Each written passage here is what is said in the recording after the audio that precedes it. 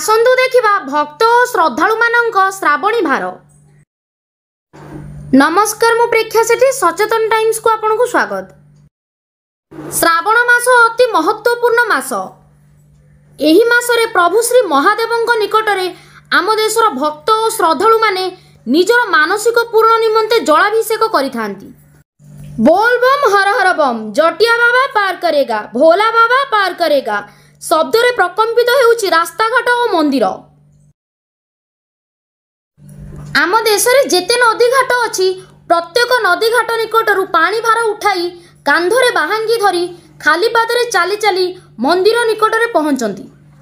ना मनरे अछि भय ना आशंका, लक्ष्य केवल बाबांको मस्तकरे पानी ढालिबा।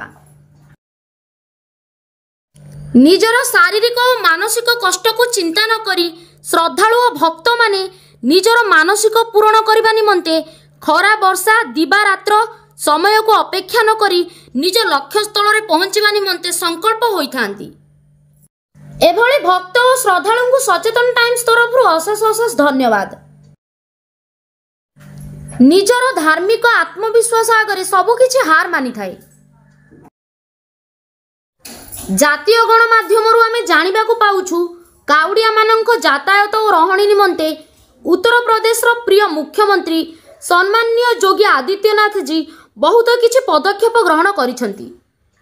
सेथिबाई तांकू धन्यवाद। वंदे उत्कल जननी।